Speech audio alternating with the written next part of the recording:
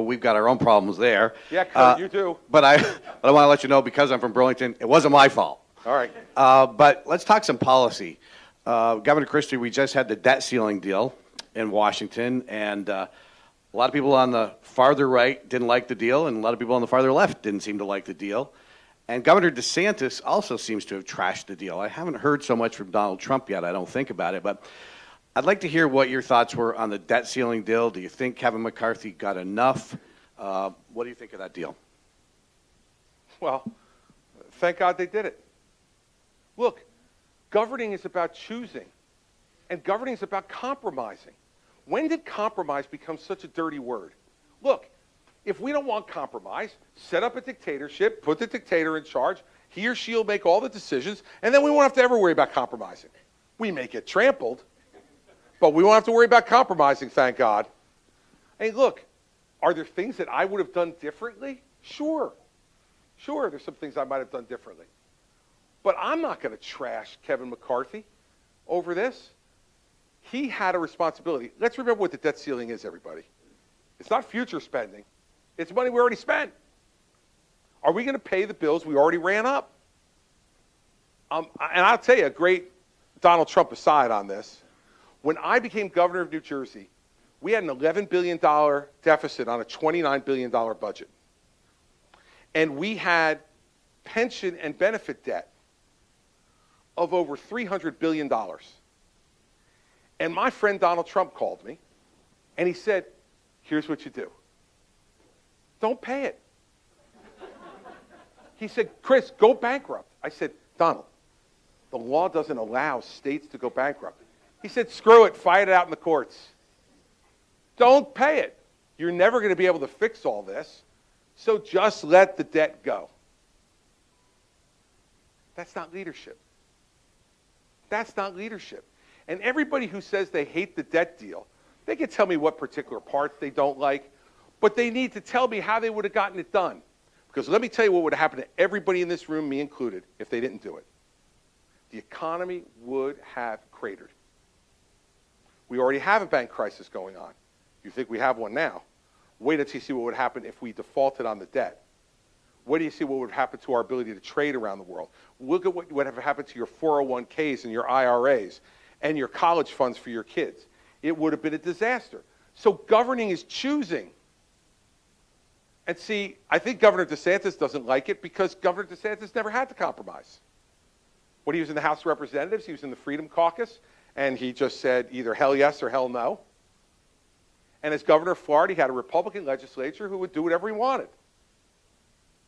So you never have to compromise. I had a Democratic legislature for 8 years. Every hour of 8 years. Every minute of 8 years. And I had to make a fundamental decision. Is on a particular issue 60% enough? Is 70% enough? Can I live with 40% this time in order to get something done and move the ball down the field? And by the way, that's how we capped property taxes at 2% in New Jersey. That had averaged 7% increase for the 10 years before I was governor. That's how we saved $150 billion on our pension and health benefits system because I compromised with the Democrats. Would I have liked to fix the whole $300 million problem? I would have. But guess what? I retired half of the problem. Is that a failure? Under that definition, it is. So look, I'm not going to be one of those guys, if I become president of the United States, who is going to go in and say, my way or the highway, it's got to be what I want every day, and if it's not, I'm going back to the Oval Office, holding my breath, and ignoring you. Now, you all know me. Doesn't mean I'm not going to fight. I'm going to fight every day until the minute I think we've reached the time where compromise isn't going to happen. But that's how you negotiate. Like, you know, if you went into your boss and you said, I'd like a 10% raise. And your boss said, oh, I don't really think we can do that.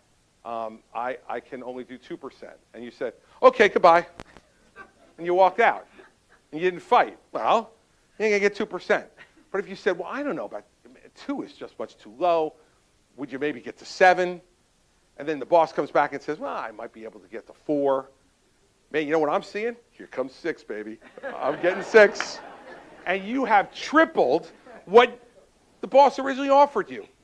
Under the definition of some people on the left wing of the Republican or the Democratic Party and some of the people on our party, that's a loss. Not to me. So I'm going to criticize Kevin McCarthy. I wasn't in the negotiations.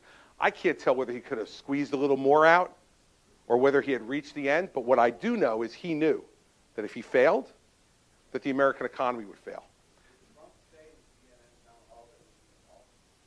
Yes, he did. He said we should default. And that's why I told the story. That's not news, baby. He told me to default in 2010. And when I said to him, I can't do it, it's against the law, he said, fight it in the courts. I said, we'd lose. And he'd go, oh, for God's sake, Chris, don't be stupid, just default. Now, look, that's not leadership, everybody. It's just not. And when he was just a developer at Trump Tower in New York City calling and giving me advice, who cares? He's one of thousands of people who would give me advice, and it's my job to decide. But when you put him in the chair to decide, and you know that's what he thinks, get ready. Get ready for bad things to happen. And that's what happened.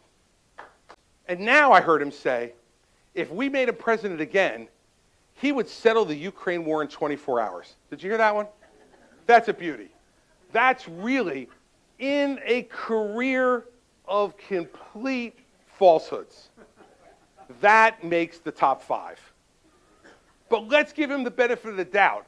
Let's say Donald Trump could settle it in 24 hours. Let me tell you how he would. He'd give Ukraine to Russia. And he said it. He said it on television. He said it at CNN, and he said, look, Russia's going to wind up with Ukraine anyway, so what's the difference? That's how he'd settle it in 24 hours. He'd call Zelensky and say, hey, guess what? Time to raise the Russian flag up on the pole. We're out of here. So I'm going to talk about those things and a lot more because I don't want to do it all tonight because, you know, I want you to come to the next one. But that didn't happen last time. He was given a free pass. Did he ever do this with you? Did Donald Trump come to New Hampshire 7 years ago and stand in the middle of the room and take any question from anybody without knowing who you were or what your question was going to be? Oh, no. He went over to the hockey arena and stood in front of a large crowd and gave his normal speech, waited for all of you to cheer and chant his name, and then he left. Got on his airplane and went home to sleep in his apartment in New York. I'm at the Hilton Garden Inn tonight, in case you're wondering. The bar's open until 11. So, guess what? I'm calling him out. It's time for him to stand in the center of this room and answer questions. It's time for him not to look at somebody and when he doesn't like their question, just call them a mean person. Right? Guess what? You want to be president of the United States? Stand in the center of the room in front of the people that you ask to govern and take their questions. And if he's unwilling to do that, send him back to Mar-a-Lago. Plays golf every day anyway. Let him go back to playing golf. And by the way, that's one other promise. I'm glad I brought that up. Remember, I stood on the stage in 2016. He said, with all the problems America has, how can Barack Obama play 120 days of golf? How can he do it? I won't play one day of golf. I'll be so busy solving your problems that I won't play one day of golf. 265 days of golf in 4 years. Now look, I don't golf. So I can guarantee you I won't be golfing. But that's not the point. The point is, it was all a lie. He plays golf all the time. He owns golf courses. So when he told you he wouldn't play one day of golf, here's the worst part. He never meant it. He never meant it. Now, seriously, if character is destiny, how do we reward that anymore? It's one thing to make a mistake. It's one thing to make a bad judgment. But when his whole life is about golf, when most of his profits are in owning golf courses, and then he comes in front of you and says, I won't play a day of golf as president, I don't care whether he plays 500 days of golf. In fact, having him out of the Oval Office might have actually been better than having him in it. But don't lie to me. Don't treat me like a fool and tell me you'll never play when you know you have every intention of doing it. And by the way, making the Secret Service stay at your hotel and pay your hotel rates on the taxpayer's dime, too. Because let me tell you something, everybody. The grift from this family is breathtaking. It's breathtaking. Jared Kushner and Ivanka Kushner walk out of the White House and months later get $2 billion from the Saudis. $2 billion from the Saudis. You think it's because he's some kind of investing genius? Or do you think it's because he was sitting next to the President of the United States for 4 years doing favors for the Saudis? That's your money.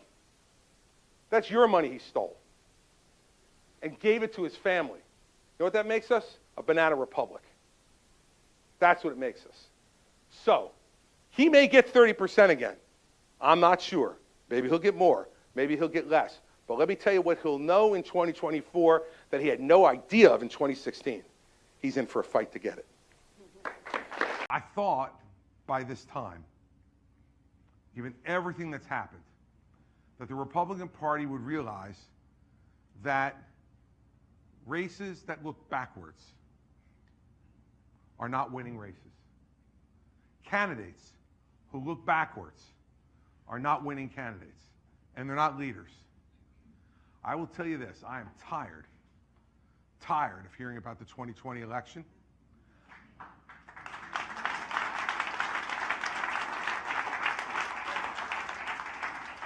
And by the way, you know, I'm from New Jersey, if you want to talk about voter fraud, okay? We take a back seat only to Illinois. In fact, one of my predecessors, Governor Brendan Byrne, who has since just passed away, he used to say that he made his wife promise that when he died, that she would bury him in Jersey City, New Jersey, so that he could remain active in politics. So I'm not naive, everybody. I know that there's always a little bit of monkey business that goes on in every election, but not enough to change the result of an election in 6 states. So let's start there. It didn't happen. It didn't happen.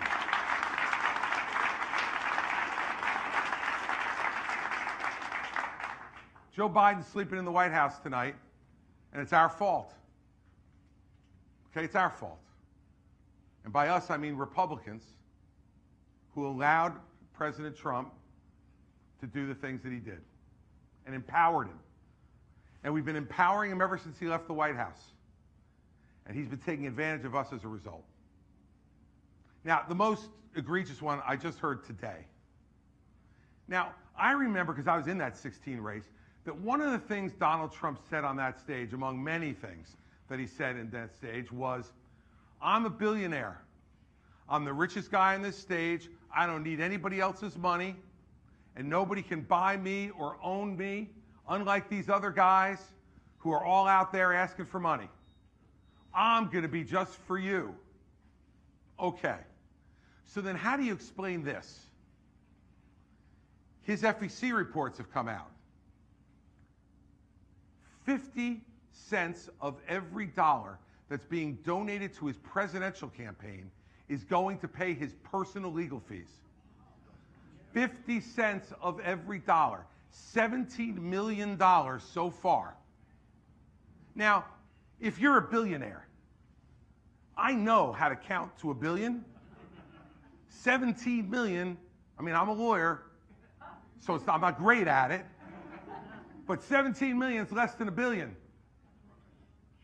And if you get yourself in all this legal trouble, pay your own legal fees.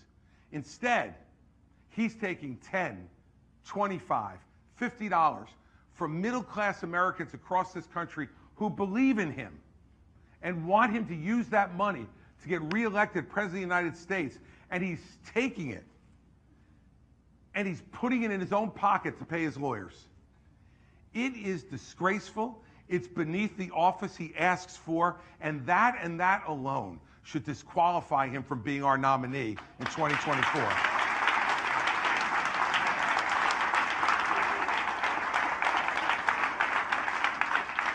But that's not all. The whole damn family's on the grift. Okay? His daughter and her husband. Again, Jared Kushner, the son of a multi-billionaire from my home state. He gets sent to the Middle East to negotiate on behalf of our country. I guess the president sent him because he's such an expert on the Middle East, having been a real estate developer in New Jersey developing garden apartments. I'm sure that's why he sent him. I'll tell you why he sent him. We didn't see it till 6 months after. 6 months after Donald Trump leaves office, Jared Kushner gets on a plane and goes to Riyadh, Saudi Arabia, and he comes home with $2 billion of Saudi money to seed his investment fund, of which he will get a percentage of that money every year for the rest of his life, whether he makes a nickel for the Saudis or not. If anyone else in this country had first hired their daughter and son-in-law into the White House and then set them up to get $2 billion of money from the Saudis, there'd be outrage. But somehow with Donald Trump, he's skating past that. We can't let it, because let me tell you, we put him back there, the same thing's going to happen. The exact same thing's going to happen. Lastly, I run into people all the time who say, all right, I get it. He lies. He's selfish. But I like his policies. So I'm going to vote for him because I like his policies. All right. I like a lot of the policies he pursued too. And I want to remind all of you, I was the first person to endorse him when I dropped out of the race in 2016. The first governor in this country to endorse him. The first former candidate to endorse him. I chaired his transition to the White House. I chaired his opioid and drug abuse commission. This one will keep you up tonight, you especially. I want you to think about this now. I played Hillary Clinton in debate prep. Me, Hillary Clinton. Took me a while. All I had to, there's a number of things I had to learn, but I won't go into that. I played Joe Biden in debate prep in 2020 for Donald Trump. I had to take a few sedatives before I did, but I worked it out. My point to you is, I'm not coming down here in South Carolina as some never-Trumper. I worked hard to get him elected in 2016. I worked hard every day to make him the best president he possibly could be for all of us, and supported a lot of his policies. But he failed us. He failed us. He said he was going to repeal and replace Obamacare.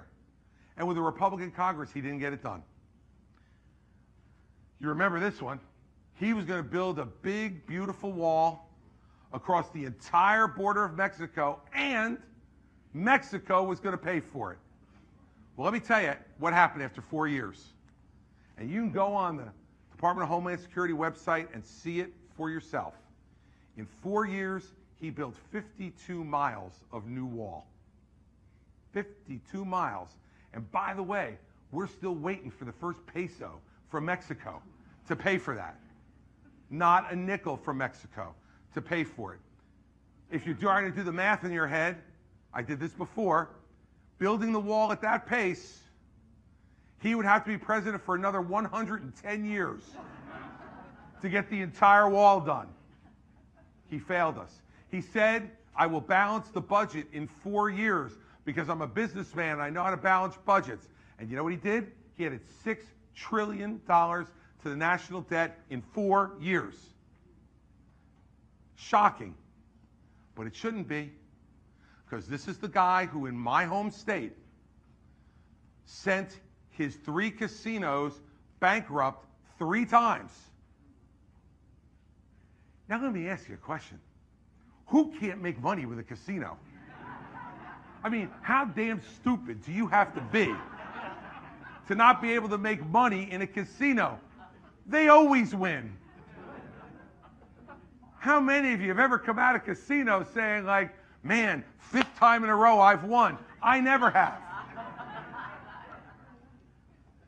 6 trillion. One other quick story. When I was governor of New Jersey, I inherited an $11 billion deficit on a $29 billion budget in 2010. And we balanced that budget without raising taxes. We cut 836 individual programs out to balance that budget. The reason I bring it up is because when that was going on, there was a lot of publicity about it. Democrats wanted me to raise taxes. I said no. And a friend of mine called me with an idea, Donald Trump. He called me from New York and he said, Chris, I see this big budget problem you have.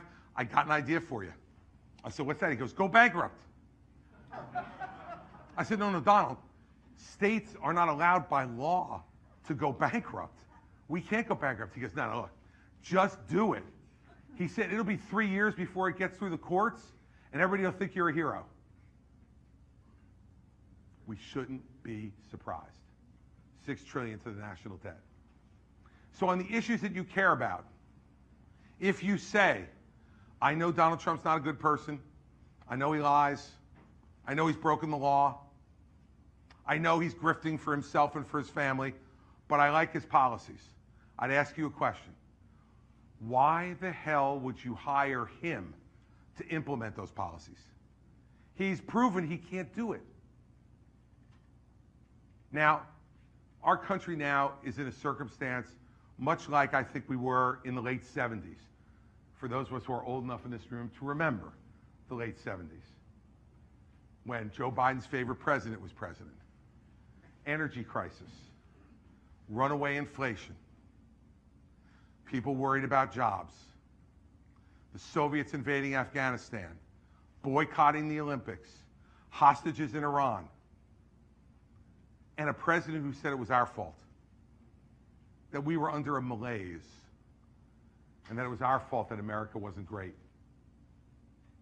What did we do when confronted with that? In 1980, what we did was turn to a conservative governor from a blue state who knew how to solve problems. What we need in the government now is someone who knows how to run the government and solve those problems and has done it under the toughest circumstances. With all due respect to the other governors in this race who all had Republican legislatures, every minute of every day, of every week, of every month, of every year that I was governor, I had a Democratic legislature. Every day. I would have given my right arm for a week with a Republican legislature. They would have never slept the things we would have been able to do, but I didn't. So what I had to learn was how to bring people together and get things done. And we didn't do a whole bunch of liberal things, everybody. We reformed the pension system for public employees and saved taxpayers $120 billion. We made public employees for the first time contribute to the cost of their health insurance, so the taxpayers didn't have to pay every nickel of it. We fired the entire city of Camden Police Department because they were the most dangerous city in America, and there were 400 of these cops who were failing every day. Their union wouldn't let us change, so we fired all of them. And we brought in new police, trained them in community policing and violence de-escalation. And what's happened in the 10 years since we fired that entire police force? The murder rate in Camden is down 75%. We need to have someone who's done law enforcement to get crime under control in our cities all across this country. What's happening in our cities is disgraceful, it's unacceptable, and if I'm President of the United States as a former U.S. attorney, violent criminals who carry guns will go to jail and they'll stay there.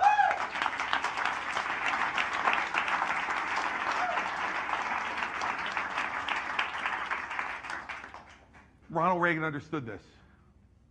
I remember sitting in my dorm room in 1980 in September at the University of Delaware, and I was going to get to vote for president for the first time in my life. I turned 18, and I got my absentee ballot. It wasn't rigged. It was actually a real ballot. I only got one of them, only filled out one of them. And I sat there, and I put the X in the box next to Ronald Reagan, because he was the person who told me, I know how to run this, I know how to fix this, and I'm going to make your life full of hope and aspirations fulfilled. And I trusted him, and I voted for him, and it's the greatest vote for president I've ever made in my life, because he kept his word to us.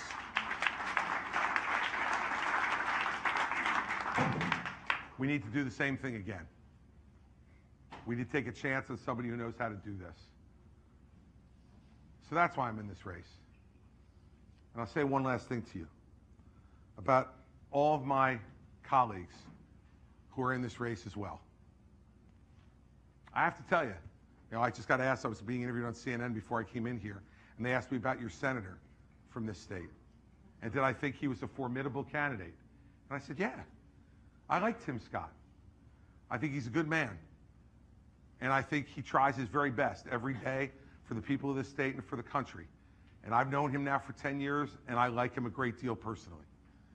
I just think I'm better qualified having been a governor for 8 years than he is having been in the legislature. And someday he and I may have to have that argument. But I don't have anything bad to say about almost any of my other colleagues in this race in terms of the kind of people they are. But here's my problem with them and why I got in.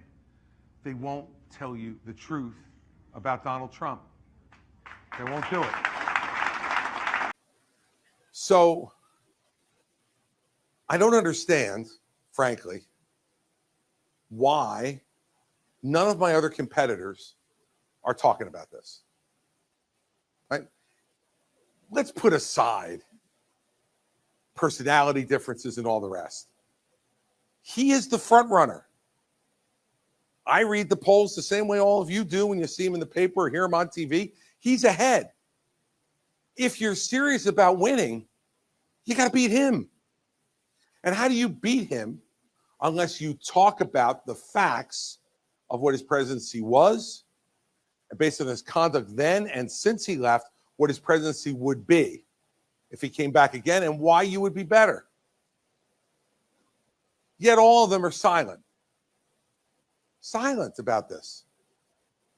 They treat Trump like Voldemort in the Harry Potter books. He who shall not be named. And I saw the press go into a tizzy yesterday of joy when 2.5 years after the election, Governor DeSantis said, yeah, Joe Biden won. Let me give a big round of applause to Governor DeSantis for catching up on 2.5-year-old news. But the reporter slipped. She didn't ask the right question. Of course he lost. Biden's there. He's sleeping in the White House. The question is, do you think the election was stolen? They didn't ask him that question.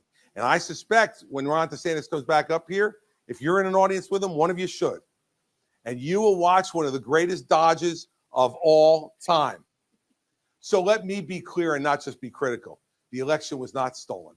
And in fact, I said that on election night 2020, when I was getting paid to say things like that by ABC, paying me to tell the audience what my honest view was.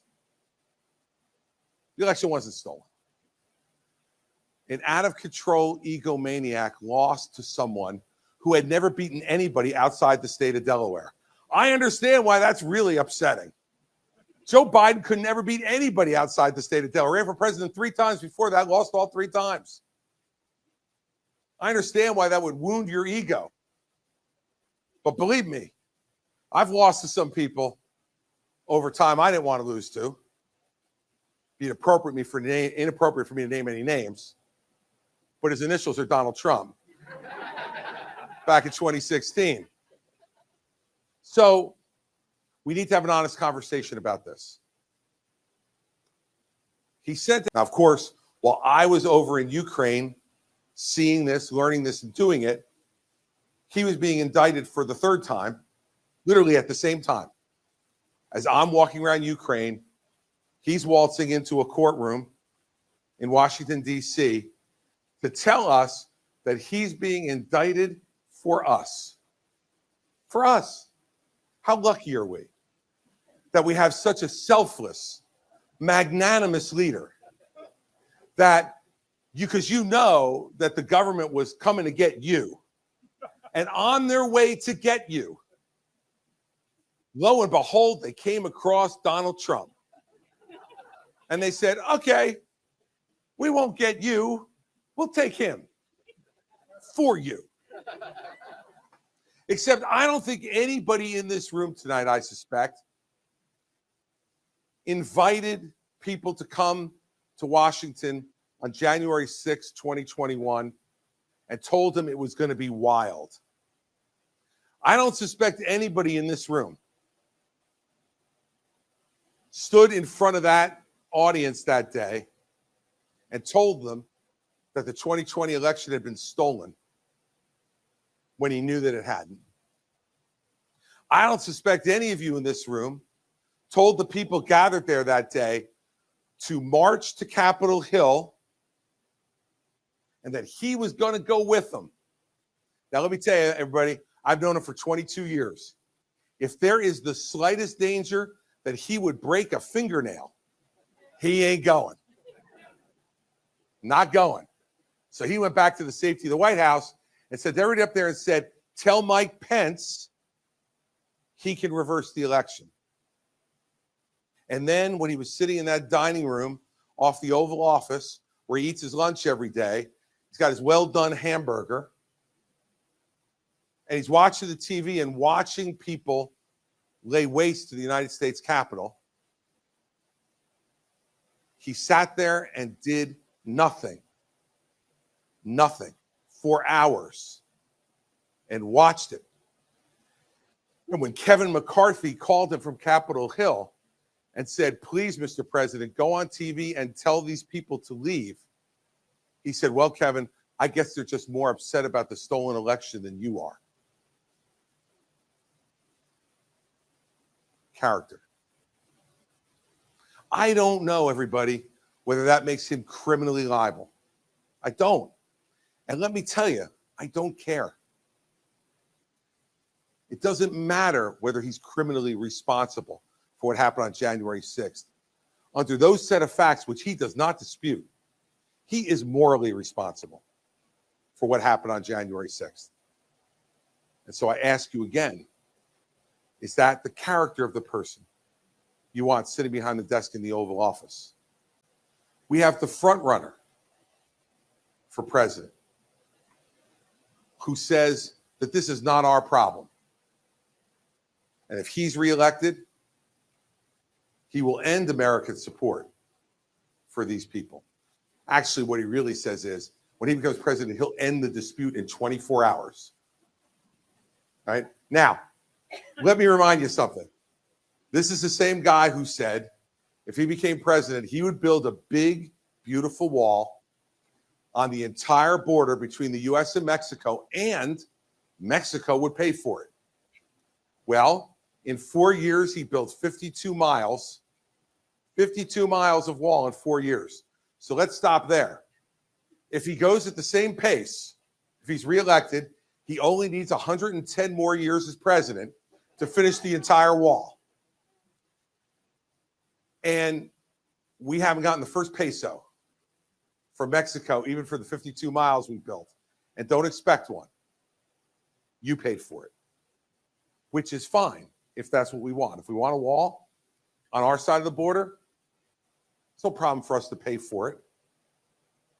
But that's what he promised you 4 years ago, 8 years ago, rather. And if now he tells you he's going to end the war in Ukraine in 24 hours, let me tell you how he's going to do it. He's going to turn Ukraine over to Vladimir Putin. And Vladimir Putin, the person who is executing this war, instructing his army to do the things that I just told you about, that I saw with my own eyes. This isn't fake news media. This isn't some like globalist organization. No. This is Chris Christie from New Jersey. Saw it with my own eyes. Vladimir Putin, who is executing these atrocities against people who were just in their country, living their lives, raising their families, working and building their country. This is the guy that Donald Trump calls a great leader and brilliant. Look, everybody, this has nothing to do with indictments. This has nothing to do with, this has got to do with the character of who we want behind the desk in the Oval Office. And if he believes that Vladimir Putin is brilliant and a great leader, is that really the character and the judgment that you want sitting behind that desk, making decisions on behalf of our children and our grandchildren? Now, of course, while I was over in, he'll get you a microphone so everybody can hear you. He's coming up right behind you. I know, me neither, but you know what? You see all those cameras? If they can't hear us, then we don't exist if we're not on TV, you know, so. My name is Gary, and I'm also a New Hampshire resident from Lebanon. And like you, I was a parochial kid. My wife was a public kid. Our kids went to public school, so I understand. All right, you know what I mean. You can feel it, absolutely. And they turned out okay. Yep. My question is this. What do you have to do to convince people that character matters? Because there's a lot of them. That's why I'm here in New Hampshire, because you all are the most interested voters in America. I believe that all of you are trained for this, right? Starting in grade school. In fact, when I came up here 8 years ago and was running the first time, I would get almost universally the same reaction when you would come up to somebody after a meeting like this, and they would come up and say, hello, I really liked what you had to say.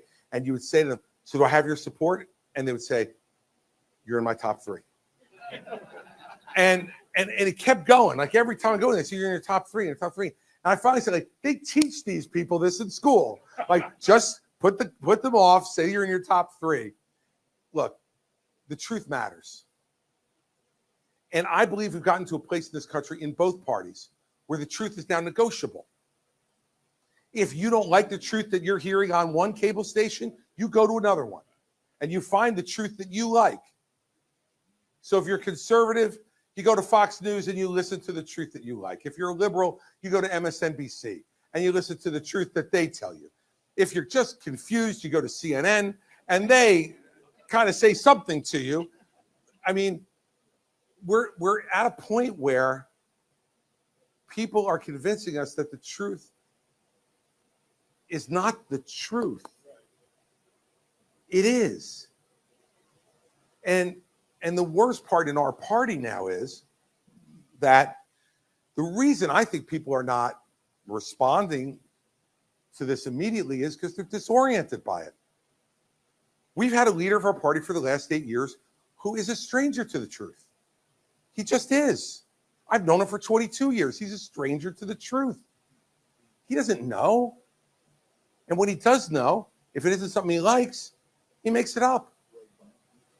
So I absolutely believe that if you come here enough and you answer questions directly and you're honest with people and you tell the truth, that ultimately they'll respond to it. Now, this is an experiment in democracy like every election is. We're going to see if I'm right or I'm wrong. But let me tell you who's going to decide if I'm right or I'm wrong. You are. You are. And I will tell you that if Donald Trump loses in New Hampshire in late January or early February of 2024, he's finished. You in this state will be able to make that determination for the Republican Party. Because I absolutely believe that what he is a kind of okay looking facade that is rotted on the inside. And when you break through that facade, that entire building will collapse. The moment to decide whether that facade is going to be broken or not is here in New Hampshire, because you've done it before. And let me urge you, okay, to forget about the polls, You've seen that enough times in this state as well. Remember, Barack Obama had that big win in Iowa. He came in here, he's like 15 points ahead of Hillary Clinton in New Hampshire. And all of a sudden they came here and Hillary Clinton beat him in New Hampshire. John McCain was dead. It was over. His campaign was finished in 2007, 2008. He came here and did meetings like this all around New Hampshire. He gave straight talk to the people of the state. And they didn't vote for Mitt Romney. They didn't vote for Rudy Giuliani. They didn't vote for the people who were the favorites back then. They voted for John McCain after his campaign was already written off. And he became the nominee of the Republican Party. And in 2016, I can tell you that none of us standing on that stage in the first debate back in July of 2015 ever thought in a million years, me, Jeb Bush, Marco Rubio, John Kasich, Ted Cruz, Carly Fiorina, none of us thought Donald Trump was going to be the nominee. You know who else didn't think Donald Trump was going to be the nominee? Donald Trump. And I'll tell you why I know that. Because on the stage for the second debate in 2015, everybody on that stage, except for me, hated Donald Trump, wouldn't talk to him. And you know what? If you really want to make money, if you're the RNC, what you should do is sell pay-per-view for what goes on the stage during the commercials. You really get to see what really is going on, right? And what was going on back then was nobody wanted to talk to him. I was the only one who would talk to him. And he came up to me and he said to me, Chris, look, I'm not staying in this race. Like, eventually I'm going to go down. And when I do, I'm going to get out. And you're the only one here who's nice to me. So I'm going to be with you. He didn't even think he was going to win. Right? So I want you all to remember that you get to decide. And someone asked me, why is he ahead in the polls now? Because he was the nominee the last two times. He's the default answer for folks. Because we haven't really started this campaign. It starts in 2 weeks. August 23rd, Milwaukee, Wisconsin, the first Republican debate. And let's see. Let's see if he respects you enough to show up. Because it's not about me. It's not about DeSantis or Nikki Haley or any of the other candidates, Tim Scott. It's about you. It's a privilege to be on that stage. It's a privilege to run for president of the United States. There are people who are running who want to get on the stage who won't be there because they won't qualify for it. So for those of us who qualify for it, it's a privilege to be on that stage and to have the opportunity to run for president of the United States, to make our case to you directly why we deserve your vote. Let's see if he respects you enough to show up on the 23rd. I'll guarantee you one thing. If he's there, he'll know I'm there too. Right. So my old friend Donald was up here yesterday, decided to give a speech over at a high school. And as usual, it's probably about a 90-minute speech. And almost all of it was about his favorite topic, himself. And part of what he says that I love the most now is, I am getting indicted for you. If it wasn't me, they'd be going after you. Have you ever heard a bigger pile of crap in your life? Now, as far as I could tell, and please correct me if I'm wrong, that none of the people in this audience tonight have paid off a porn star to keep quiet about the fact that she had sex with him while he was married so that the country and his wife didn't find out about it prior to the 2016 election. Was there anybody here who did that? All right, you're in the clear. Did any of you take classified documents out of the White House, refuse to give them back for 18 months when the government asked you quietly, politely, nicely to do it, then lie to your lawyers and tell them you had shown them all the documents when you had one of your buddies hiding documents in another part of Mar-a-Lago? And by the way, I'm from New Jersey and I was a prosecutor, so I'm somewhat familiar with organized crime. This caper looks like it was performed by the stupid Corleones, right? I mean, this Walton Outa guy, he's Fredo. You know he is. Running around with the boxes, hiding them in other places. Then you send Fredo down to eliminate the hard drive on the security cameras. Poor Fredo. Now he's charged too. But none of you were involved in that either. Lying to the government, obstructing justice, hiding the documents. None of you are involved in that. I want to make sure. All right. None of you are involved in that. Okay. Now, did any of you invite people to Washington, D.C. on January 6th, tell them it was going to be wild, then give a speech in front of them, in front of the White House, saying the election had been stolen when you knew it hadn't? Did you then tell them that Mike Pence could reverse the election if he only had the guts to do it, even though you know there's no way a vice president can reverse an election result? Did you then tell them, any of you, that you would march up to Capitol Hill with them? No, Donald Trump did that. And of course, in typical Donald Trump fashion, he didn't go. You remember that line in the speech? Let's march up to Capitol Hill and I'll go with you. Let me tell you something. I've known him for 22 years. If there's a risk that he will break a fingernail, he's not taking that risk. Gets his manicures done perfectly and doesn't want to break one of those nails.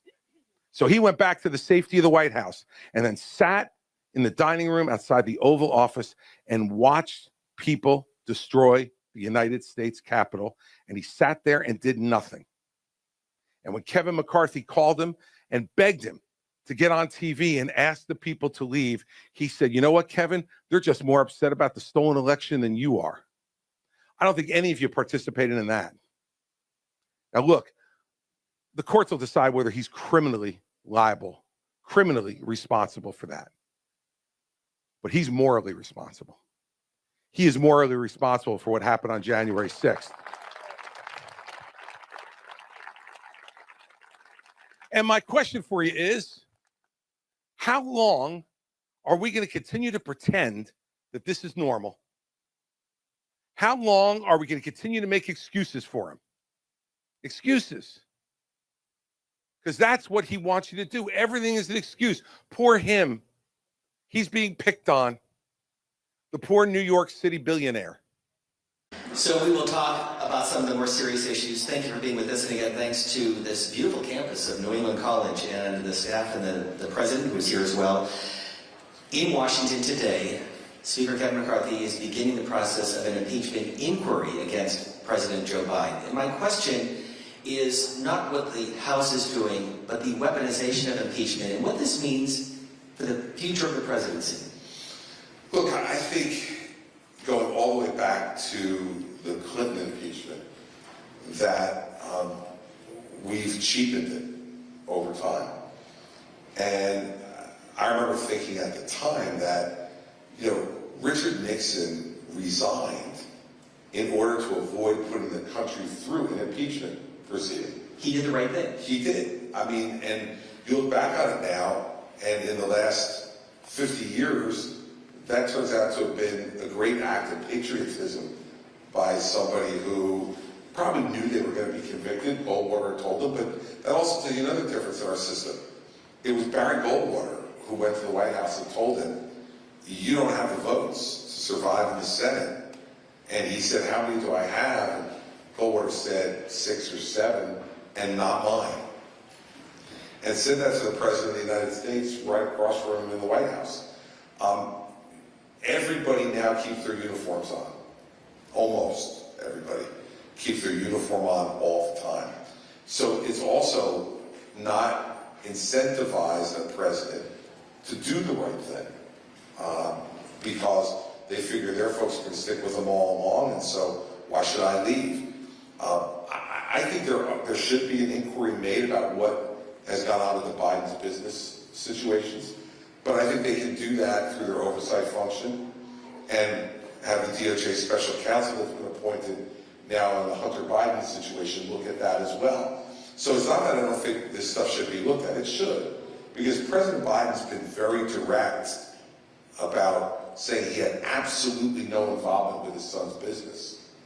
Yet now we have the son's business partner saying, hey, he's getting on calls all the time with clients. And I think if that's the case, then that's got to be looked at to make sure that it didn't go further than that. Because if it got to the point where as vice president, he in any way shared in the money that went along with that, I think that would be a really significant problem. Impeachable? Yeah, I think so. I think so. Because you can't, look, the last two presidencies have been what appears to the American people to be, in some respects, kind of an ongoing grift. I mean, you know, you've got Jared Kushner and Ivanka Trump making $40+ million a year while they're serving in the White House. And then Jared leaves the White House and gets $3 billion, from $2 billion from the Saudis and $500 million each from the Qataris and the Emiratis, after the president had put him in a major role on Middle East negotiations. Somebody who had no experience in foreign policy of any kind, who was essentially the son of a real estate developer in New Jersey, who a family I've gotten to know really well over the years. And things like Donald Trump paying Kimberly Guilfoyle, his son's girlfriend, $60,000 out of campaign money to give a 3-minute speech on January 6th at the rally. Or him paying for Melania's stylist out of campaign money, $208,000 so far, and calling it political strategy. You know, and then now Joe Biden, look, what we can say about Hunter Biden, and I knew Beau Biden pretty well. And obviously he was Attorney General of Delaware, and we did some matters, our offices together. He was a very straight, upfront, bright guy. I don't see any reason why anybody would be hiring Hunter for anything unless his name was Biden. And that's a concern, because you now look at it, and it's made me say things like, if I'm elected president, nobody from the Christie family will benefit financially for my presidency. When did you ever have to say that before? But it's happening, and so I think it's something that's a serious concern, Steve, for folks. I really do. And so I don't think there's enough evidence at this moment to open a full-blown impeachment on Joe Biden, and I think that wouldn't be smart to do. But should they use their oversight function to find out what was really going on there? I think, yeah, they should. I have to laugh, though, when you say, you know, the Kushner family, and he basically sent his dad to jail. Not basically, I did. So are you saying that the Trump family is corrupt? Yes. Sure. I mean, it's just, it's readily apparent. I mean, when you pay your son's girlfriend $60,000 out of campaign money to give a 3-minute speech, you're using money that people donated to you. And by the way, that money was donated by people who wanted to fund him to fight the stolen election. When they donated that money, they didn't think $60,000 was going to Kimberly Guilfoyle to give a 3-minute speech. They didn't think $208,000 was going to Melania's stylist, right? So I don't know what you would call that other than corrupt. And sending Jared Kushner to the Middle East and then having him within 6 months, and by the way, the $2 billion he got from the Saudis, up until 5 days ago, he hadn't invested any of that money. He got it 6 months after they left office, in the middle of 2021. We're now the third quarter of 2023. That's 2 years he hadn't invested a nickel of money, but paid himself his management fee out of that money, which is a percentage of the $2 billion every quarter. For what? What was he managing? Make sure every once in a while I pick up the phone and call the bank. Is the $2 billion still there? Yeah, good. Okay, great. But I mean, you know, so yeah, that looks like corruption to me, Steve. Yeah. We are in Henniker, New Hampshire with former Governor Christie. We'll get to questions in just a moment as we get those lined up. These are your words referring to Donald Trump. Wherever he goes, I'll go, and we'll wind up talking to each other one way or another. So just follow up. How's that going to work? We're going to see. I mean, you know, look, he's been pretty much hiding in the basement. You know, and it's interesting because I was talking to my staff today about how we actually execute on this.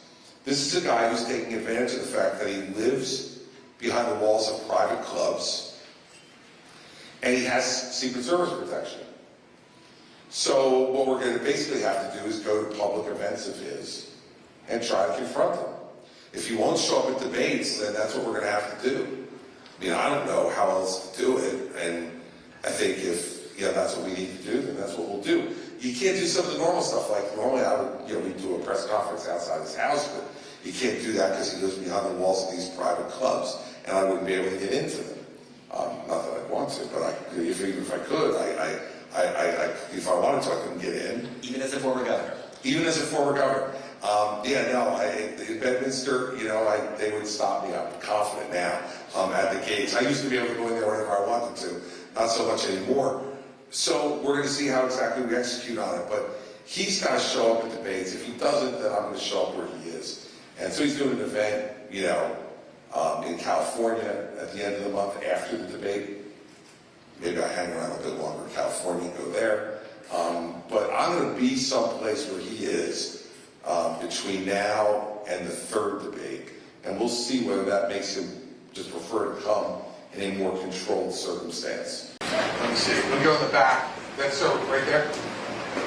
No, not the sunglasses on the head, the guy in front of you. I'll get you. I was going to ask, what do you think is your potential path to victory if things go best case? And what's your path to everyone can believe in it and follow that? Sure. And the other question is, do you think Donald Trump has a good heart? Because he was talking about a civil war on Tucker, and he didn't resist that thought. He was almost encouraging it. So, yeah, that's my question. I'm tempted to answer the second part first, but I'll restrain myself and give you my path to victory first. Look, the path to victory starts here. And let me tell you something. Remember 2008. John McCain was dead in the water. He had fired his entire campaign staff. He had nobody left working for him except for 2 people who drove him around New Hampshire in a Suburban. Mitt Romney was the neighboring governor, personally wealthy, spending a ton of money. Rudy Giuliani, it's hard to remember back this far, but was America's mayor, who had enormous respect for people all over the country. John McCain was dead. And he won New Hampshire and never lost again. New Hampshire creates momentum. Momentum creates wins. South Carolina did it 4 years ago for Joe Biden. Joe Biden lost Iowa and lost New Hampshire. They all said Joe Biden was dead. Then he won South Carolina by a lot. He was winning states on Super Tuesday that he literally had never visited and had no campaign personnel working. That's American politics. When you show you can win, people want to be with the winner. And they're like, let's go. And I think there's a lot of people in our party who are saying they're for Trump right now because they're like, well, he's probably going to win. So I guess I should be with the guy who's going to win. I don't want Biden, so I'm not thrilled about it, but I'm going to be for Trump. The minute you show the emperor has no clothes, I am willing to bet you there is going to be a mad rush for the exits from the red hat crowd. Who are going to say, you know what? Thank you very much, but you look like you can win. We need to beat Biden, and we need someone who can. And I'm going to pick the guy who just beat you. So that's the path to victory. Do I think he has a good heart? I think he used to. When I first met him back in 2001, I think he had a good heart. I think that the years have taken whatever good heart he had and taken it away from him. And I don't think he's got it anymore. I think all he cares about now is himself. And I saw that happening when he was in the White House. In the beginning, when he first became president, he was scared to death. I remember Mary Pat and I went to see him, 25 days into his presidency. He invited the 2 of us to come down for lunch, and we had lunch in the Oval Office, right off the Oval Office with him. And the first thing he said to me when I walked into the Oval Office was, he goes, Chris, can you believe I'm here? He was petrified.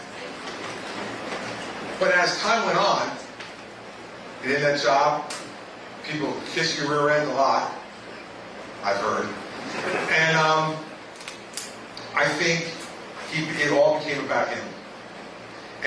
why I brought up I am your retribution. Because it tells you what he's focused on now. He feels that he was wrong, and in some ways he was. Look, though, I said from the beginning the whole Russia investigation was a pile of crap. I was in that campaign. That campaign couldn't have organized a 2-car funeral, everybody. I was there. They had nobody who knew what they were doing. They had a really charismatic candidate and a really awful opponent in Hillary Clinton. The idea that the Trump campaign could have put together a conspiracy with the Russian government to influence the election, Mary Penn and I would talk about it. It was laugh out loud. Are you kidding? They couldn't conspire with each other, let alone conspire with Vladimir Putin. And I think that affected him. That 2 years of pounding embittered him. Instead of rising above it, he decided, I'm going to be one of them.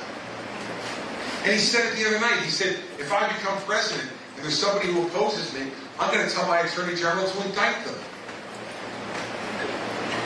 Like, is that really where we want to go, everybody?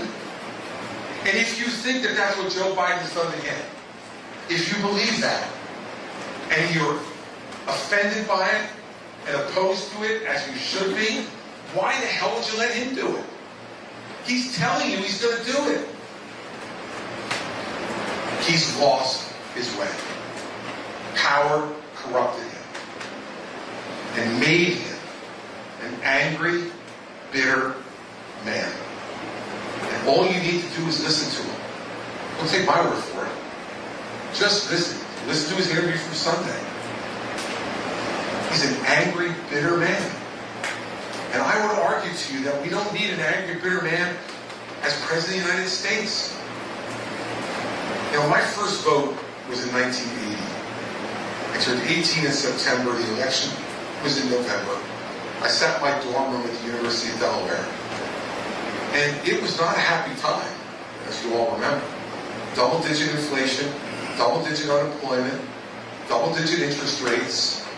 And you're a new college student going, wow, great world I'm going into. I won't ever be able to afford to buy a house. I won't ever be able to afford to buy a car. I won't be able to find a job. What am I doing? And I was taking on debt to go to college because my family didn't have the money to send me.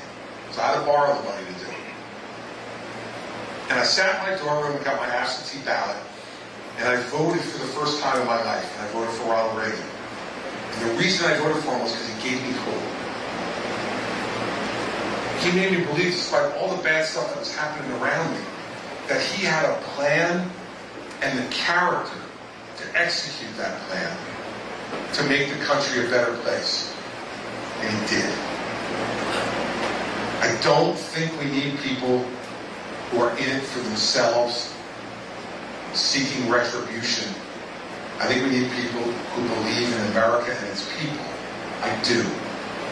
And that's the other part of the path to victory, is I've won and I've lost. Winning is much better. Much, much better. But losing didn't make me stop coming up here 8 years later. But I felt like my country, when I looked at this race, Mary Pat and I said, no one's going to take him on. No one is going to take him on. They're all going to cuddle up next to him. And if you need any further proof of this, just remember the debate from 3 weeks ago.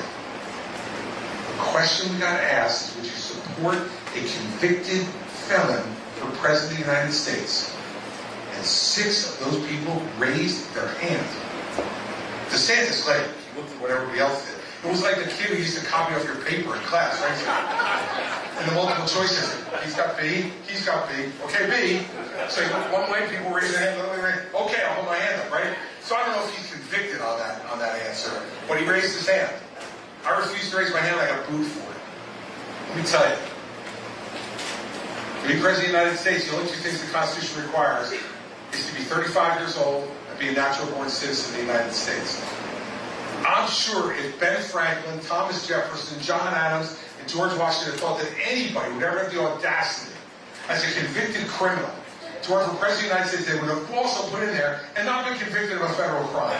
But they never thought anybody would have the gall to actually offer themselves for the presidency after being convicted of a federal crime. one of the few criticisms of the founders. But we can change that.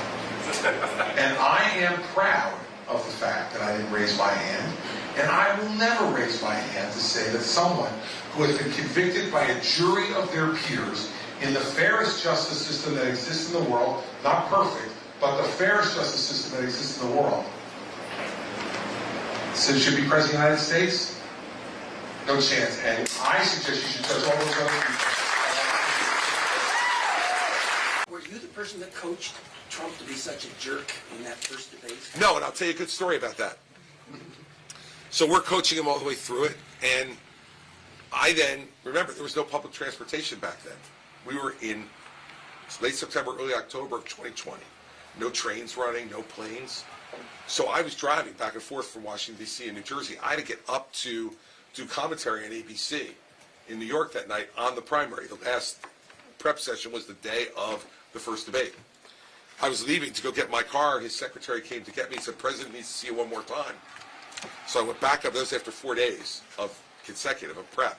I went back upstairs to the Oval Office, and he looked at me and said, "If you have one suggestion for me tonight, just one, that I'll follow, what would it be?" And I said, "Mr. President, let Biden talk. Because if you let him talk, he'll hang himself." And he put his thumbs up. He went, "Great." He walked out the door onto the colonnade to get packed and head to Cleveland. And then he interrupted him 73 times in 90 minutes. So what it proves to you, it should prove to voters, is he doesn't listen to anybody. He doesn't. If it doesn't agree with his point of view, he doesn't listen. He asked me for the advice. I gave him the advice, and that was the advice all the way through debate prep. And then he went and interrupted him 73 times in 90 minutes. And when I got on TV right after that, and George Stephanopoulos said, "What do you think?" And I go, "I think it was a bit too hot." He called me from Cleveland. Now think about that. I don't know what anybody else would think you do after a debate, but you're not sitting there watching TV if you're a normal person. Like, I don't care what the TV people say about me after a debate. Like, I want to go get something to eat. I want to, take my shoes off. I want to relax. It's a long couple hours.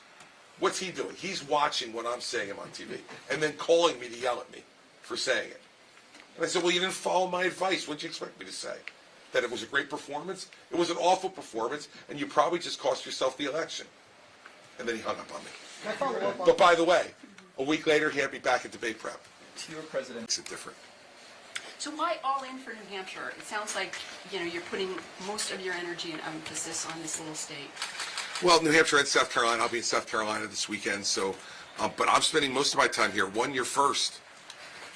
You got to win, and you got to do well somewhere early. And so, it's always been my evaluation that an open primary, like the one you have here, is the fairest way to go.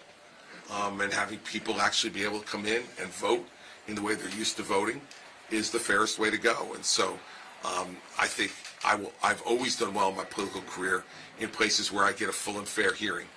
And I think I'll get a full and fair hearing here in New Hampshire. And I think South Carolina, too, is an open primary. And one where you can count on being able to reach voters in a very direct way. So that's why we're spending most of our time in New Hampshire and South Carolina. We'll be there all weekend in South Carolina this weekend, obviously here today in New Hampshire, be back in New Hampshire next week, Tuesday and Wednesday. So you'll see me here every week, multiple days a week between now and whenever the Secretary sets the primary date. So last week, New Hampshire Journal did a poll of swing voters here in New Hampshire, and you did very well with swing voters. Came second right on Trump's coattails. You've had people urging people to cross over and change registration so they can be unaffiliated, vote Republican. Not a big number. But among 4-for-4s, that is Republicans who vote in every Republican primary, not the people who swing back and forth, you're not doing very well. What's your message to those 4-for-4 traditional Republicans as opposed to the swing and independent? Well, look, I'm not surprised. I'm the only one going after Donald Trump, who's been our nominee the last 2 times. So why would you be surprised that some of those 4-for-4 voters would be upset? Of course they are. A lot of people don't want to hear the truth about him. But, yesterday he's sitting in a courtroom in New York City, worried about keeping his money, the little bit of money he has, not the amount he claims he has, because he's already been determined by that court to be a fraud. And now it's just about how much money he's going to have to pay. And I'm willing to bet you that if they make out a fine of $250 million, which is the maximum, I don't think he can write the check. And that's why he's spending donors' money on his legal fees, and donors' money on his wife's stylist, and donors' money on his, son's girlfriend to give a speech on January 6th. Those are all true. And so it's going to take time for some voters to absorb that truth and to understand what it means, not only for our party, because he will lose to Joe Biden, but also what it means for our country if either one of them is president. Look, the one thing that swing voters, Democrats and Republicans seem to agree on in large numbers is they don't want the choice to be Donald Trump and Joe Biden. And there's good reason for that. Joe Biden is not physically or mentally up for the job. And Donald Trump's character is so flawed. And his performance as president was so bad in so many things that he promised right here. I mean, I stood on the stage here when he said he was going to repeal and replace Obamacare. And he had a Republican Congress and didn't. I was standing on the stage, and nobody on that stage believed that he was going to build a wall across the entire wall of the United States and Mexico, and that Mexico was going to pay for it. Now we know he built 52 new miles of wall in 4 years. So at that pace, he only needs another 110 years as president to finish the wall. And he admitted himself about 10 days ago, he said, well, how did anybody ever expect that I was going to get a foreign government to pay for something on our side of the border? Well, that's what we were all saying 8 years ago. He said he was going to balance the budget. He added $7.8 trillion to the debt. So those are the points we have to make to the people in New Hampshire, to those 4 voters. And they're smart people. But Republican voters are also loyal. He's been our nominee twice. And they don't like when we attack each other. Are you writing them off, those No. voters? No. I'm saying that they're going to start to focus now in these last 100-plus days and think about what it really means. If you're a 4 Republican voter, I think what you want more than anything else is a Republican president. Donald Trump is not going to be that. He has been a loser since he walked into the White House. He lost the Obamacare vote. He lost the midterm elections in 2018. He lost the presidency in 2020. He lost the Senate in Georgia in 2021. And he lost governors and another senator with the people he put forward and endorsed in 2022. Loser, loser, loser. And he'll lose again in 2024. That's the message to those 4 voters, because what they care about more than anything else is the fact that Joe Biden is taking this country down an awful path, and they don't want to put up a certified loser, 4 times indicted, out on bail in 4 different jurisdictions, and not spending his time here in a courtroom in New York City to try to protect his money. I mean, and by the way, if he were the nominee, from Super Tuesday forward, from 2 months, he's going to be sitting in a courtroom in Washington, D.C. 5 days a week. Because unlike what's going on in New York right now, that trial will not be optional. It is a condition of his bail that he must show up at court every day. Think about that. We're talking about a presidential candidate who is out on bail in 4 jurisdictions and has his movements controlled by the court, and now has what words he can say controlled by the court. Doesn't sound to me like a winning nominee. Earlier this year, in one of those jurisdictions just today, Sidney Powell pleaded guilty to reduced charges. Is that a sign that things are going to crumble, or will he turn around and fundraise off that? Well, of course, both could be true, Holly. He will fundraise off of it. But here's the problem for him. He let this crazy, unethical woman into the Oval Office. And that's what she is. I've met her. She's both unethical and crazy. He let her into the Oval Office and suggested that the Attorney General of the United States appoint her as special counsel to investigate the election. Thank God we had Bill Barr there, who absolutely looked at him and said, I won't do it, and if you try to make me do it, I'll leave. This woman is now cooperating. The interesting part of that plea is that it is a cooperating plea agreement. She will be testifying against Mark Meadows, against Rudy Giuliani, against Donald Trump. You don't get 6 years probation and no jail time because you don't have good information, okay? I did this for 7 years in the 5th largest office in the country. You don't give a no jail plea deal unless that person's got something very good to say that will help your case against the others. This is another really bad day for Donald Trump, and he's going to continue to try to, blow smoke around it, but he's not going to be able to do it around me, because I'm the only person on stage who's actually done this for a living, and I got to give you guys all the notes he used to send me about what a great job I did as U.S. Attorney. I was putting all those people in jail, so, he knows I know what I'm doing, and it's a bad day for him. Paul. Earlier this year, you said you were the best equipped of all the rivals to take him down on the debate stage. Well, he's not on the debate stage. About a month or two ago, you were back up here and you said you will seek him out and you will confront him. Get ready, Paul. Where does that stand? Where does that stand? Paul, get ready. That's all I'm going to tell you. Because if I give him and the Secret Service a tip as to where I'm going to be, it'll be a lot harder for me to get to him. Remember, he's the only guy walking around with Secret Service protection, okay? So that makes all of this a little more complicated. But I also was in law enforcement, so just hang with me. We got 100+ days to the primary. Donald Trump and I will come face to face, whether it's on a debate stage or whether it's when he's walking out of a building somewhere. But don't you worry, Paul. If it's in New Hampshire, I'll make sure you know. The last time former President Trump was here in New Hampshire, he suggested a lot of your animus is because he wouldn't give you a job when he was in the White House. Well, it's just another liar, Kevin. I mean, let's go back through the record. He made me chairman of his transition. He made me chairman of the Opioid and Drug Abuse Commission. He offered me Secretary of Labor twice. He offered me Secretary of Homeland Security twice. And in December of 2018, he offered me White House Chief of Staff. I turned all of them down because I knew I could not work for him, that it would be impossible because I actually am an independent person who uses my mind and will disagree with him when he's wrong. And he didn't worry about that at the moment because he never worries about that. But look at what he did to every person of integrity who worked for him. Bill Barr, a two-time Attorney General, I can't even go through all the names he's called people, right? What he's called John Kelly, a 4-star general and a gold star father. What he's called General Mattis, who when he hired him, he said he was the closest thing to Patton in our lifetime. Now disparages him regularly. What he calls Jeff Sessions.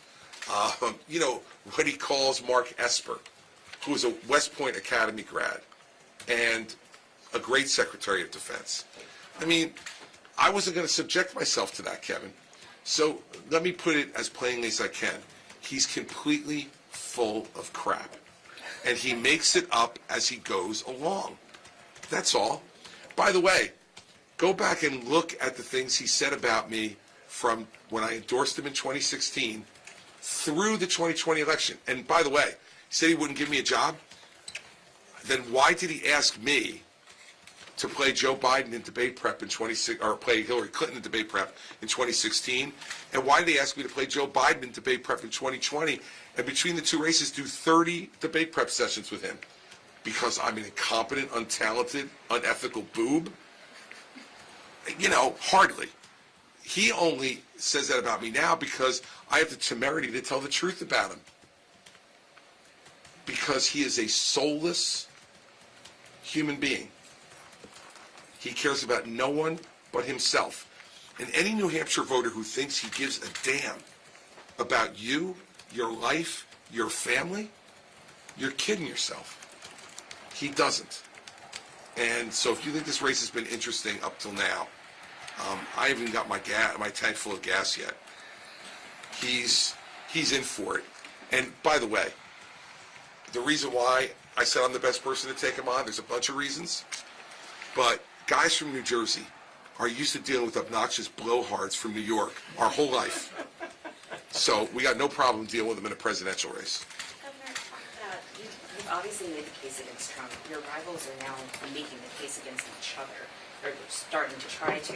Is that something that you think we need to do to make more headway in this race? They're all Trump acolytes. Of course they are. Remember something. Everybody else who remains in this race sat at the first debate and raised their hand and said, if he's a convicted felon, I will still support him. They're playing the game the way he plays the game. They're now starting to attack each other. They're all like him. If voters in the state like him, they're going to vote for him not them. And their pathetic act of trying to be like him but not be like him. Just look at the last two ads that have been put up by the DeSantis Super PAC and the Haley Super PAC. The DeSantis Super PAC is a little bit of a bio ad, right, where he says, one candidate in the race says this, and another candidate does that. Did he forget his name? Nikki Haley says we can't return to Republican chaos. She apparently forgot his name too. But they didn't forget his name when asked on national television whether they would support him as a convicted felon. No, I don't think you need to do that. Now, if I have things to say about the other candidates, I'm not a wallflower. I'll say it.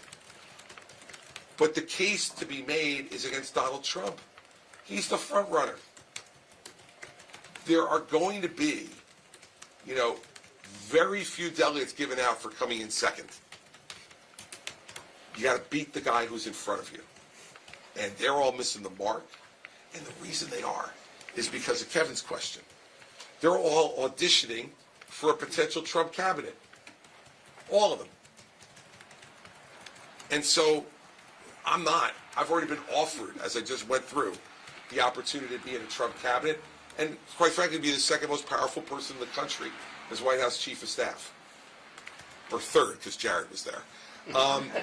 So, I turned all those down already. So, no, I don't worry about making the case against the other candidates.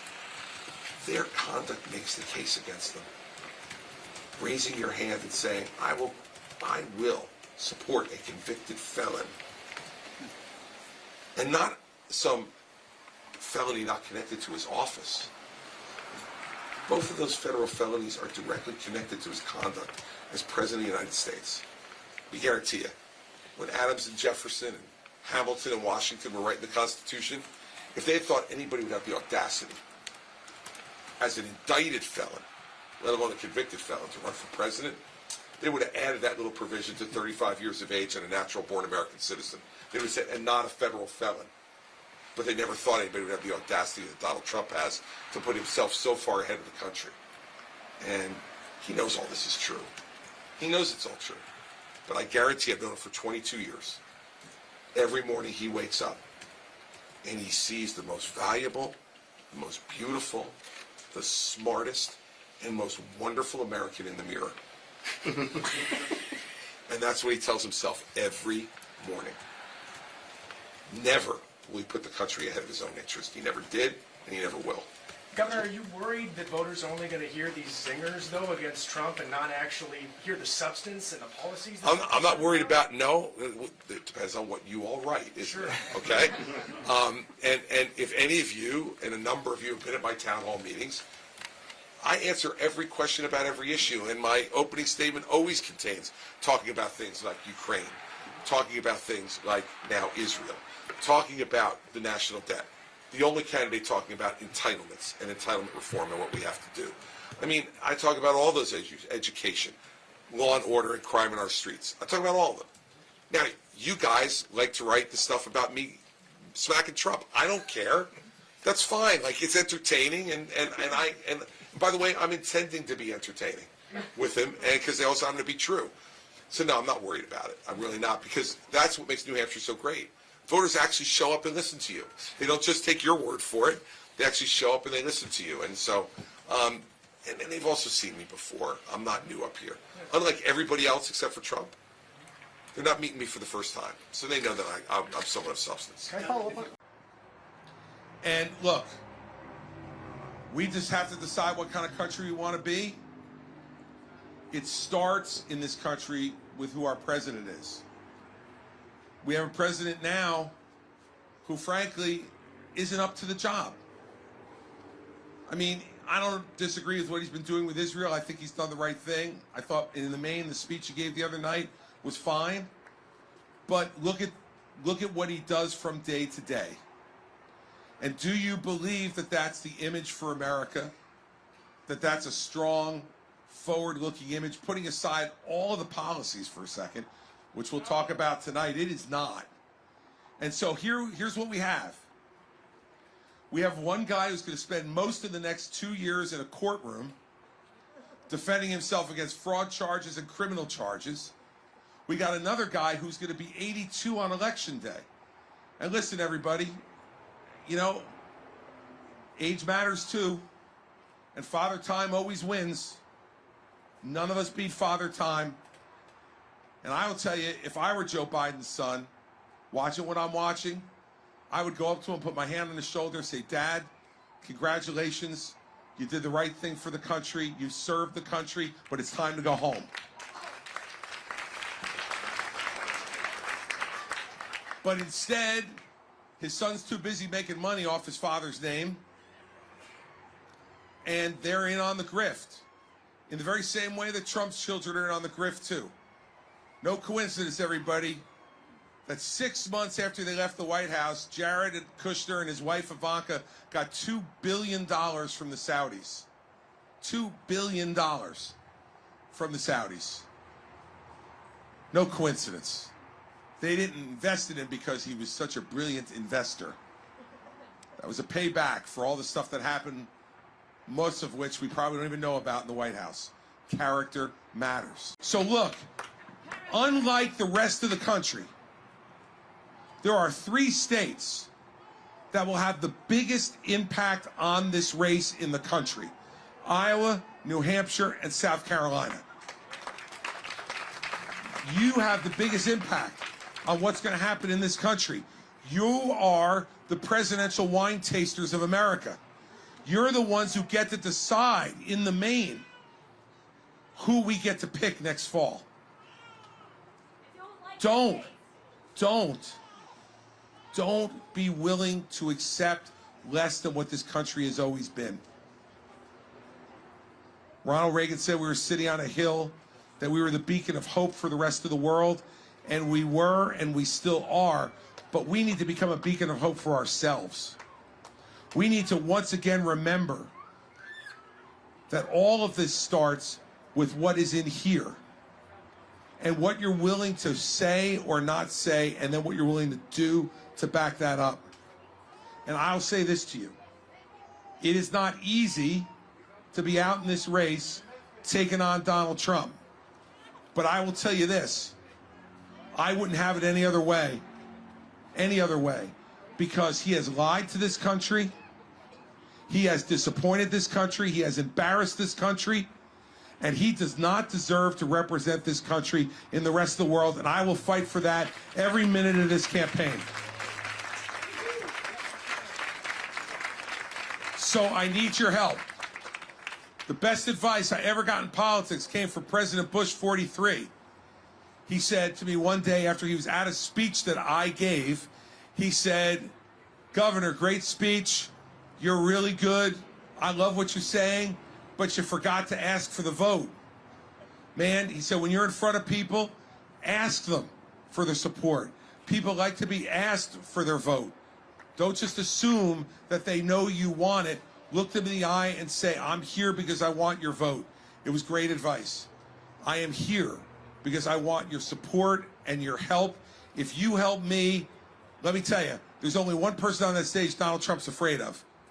And you know it ain't Nikki Haley, and it ain't Tim Scott, and sure as hell ain't Ron DeSantis. There's one person on that stage he's afraid to get on the stage with, and let me tell you why. Because guys from New Jersey have been used to dealing with blowhards from New York for a long time.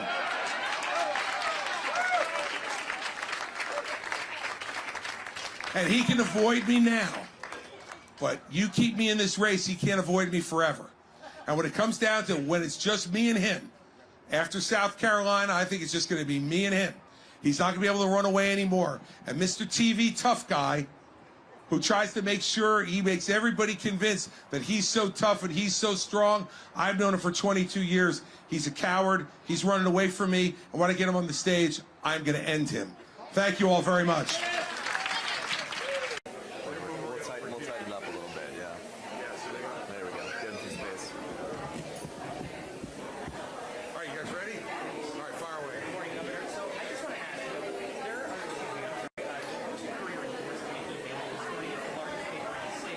they encourage other GOP candidates to drop out and back in order to defeat Trump. Just wondering what your reaction to that is and what your plan is to overcome your deficit in this state currently.